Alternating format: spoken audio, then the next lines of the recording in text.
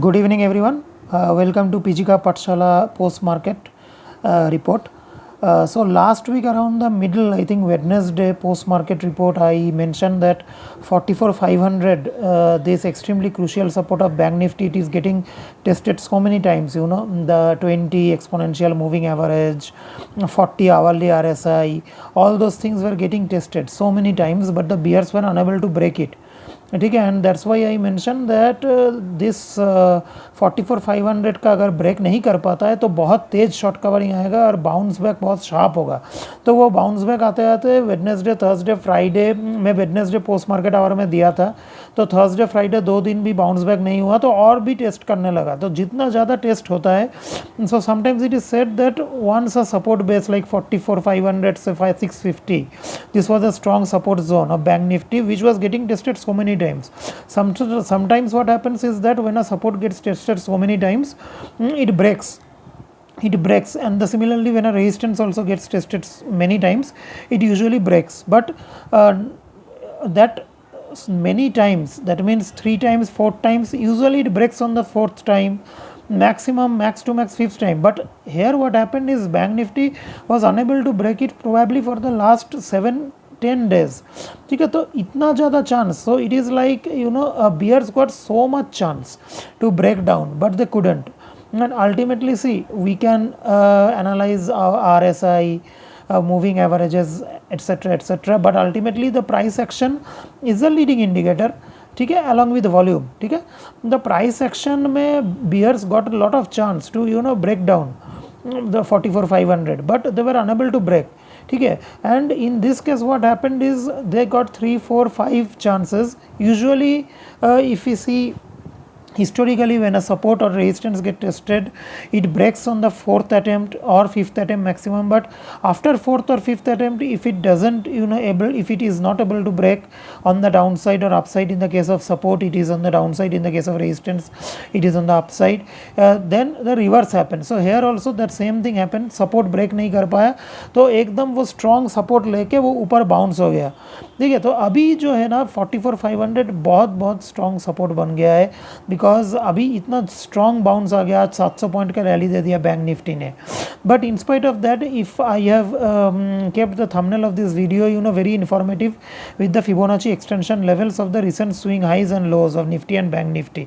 ठीक है, तो अगर आप देखोगे कि निफ्टी का जो 18,900 जो टॉप बनाया था दिसंबर में, वहाँ से 16,800 आया था मार्च का महीने में, तो वो जो 2100 पॉइंट का करेक्शन था उसका जो फिबोनाची एक्सटेंशन मैंने इधर थंबनेल में दिया है, तो उसका 2 लेवल, ठीक है, ऑलरेडी ब्रेक हो गया है. देखिए 19,396 विच इज़ 38.2%, सॉरी 23.6%, एंड 38.2% आज ब्रेक किया है 19,702. तो भाई इसका अगला पड़ाव 19,950 is the next target which is 150% Fibonacci extension.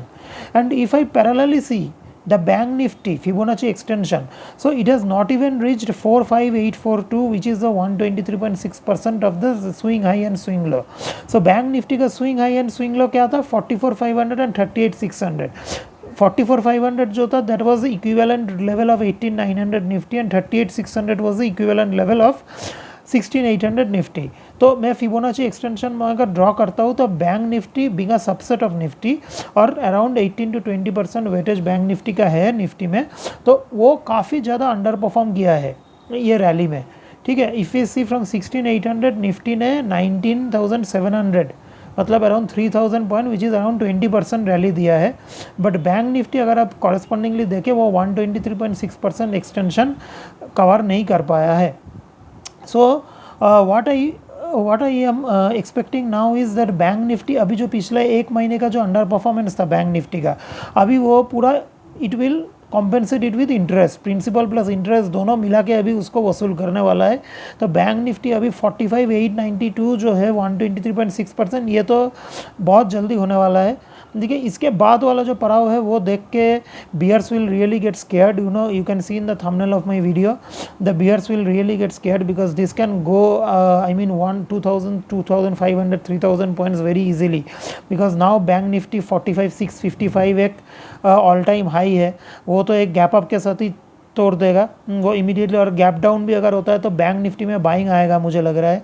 Nifty में शायद थोड़ा सेलिंग भी आ सकता है, बट बैंक निफ्टी अभी इतना दिन का जो कंसोलिडेशन है वो तोड़ के आज जैसे ब्रेकआउट किया है, आज जैसे क्लोज किया है, I think even if tomorrow is a gap down, bank Nifty will immediately bounce with in 1-2 minutes, it will bounce and 45,655 को क्रॉस कर लेगा। तो अभी अगला जो टारगेट्स है बैंक निफ्टी का, they are way 45,892 is the immediate target. After that the targets are 900-1000 points higher करके, ठीक है। तो निफ्टी का 19,950 और बैंक निफ्टी का ये 45,892, ये तो छोटा टारगेट है। इसके बाद मैं तो सीधा 138.2% को देखने वाला हूँ, क्योंकि 123.6% ऑलमोस्ट आ ही गया है, that is almost done deal, ठीक है। तो ये बात है। अभी आईटी मुझे लग रहा है थोड़ा रेस्ट लेगा, क्योंकि आईटी क्रिटिकल जगह में है, इन्फोसिस एंड ऑल। मैं आज इन्फोसिस का एक वीडियो भी पब्लिश किया है, मैंने बोला है इन्फोसिस का भी रेजिस्टेंस लेवल आ रहा है अगले 120-150 पॉइंट्स में। तो इन्फोसिस तो थोड़ा कूल ऑफ होगा। तो अभी बैंक निफ्टी ब्रेकआउट कर दिया है, तो बैंक निफ्टी में अभी ज़्यादा फोकस रहेगा, निफ्टी शायद थोड़ा अंडर परफॉर्म करेगा। So that's my view going ahead for the next 3-4-5 days. Okay, hopefully you people like it. Thanks for watching, and keep on sharing, liking, commenting my videos and shorts. Okay, thank you for watching. Have a nice evening.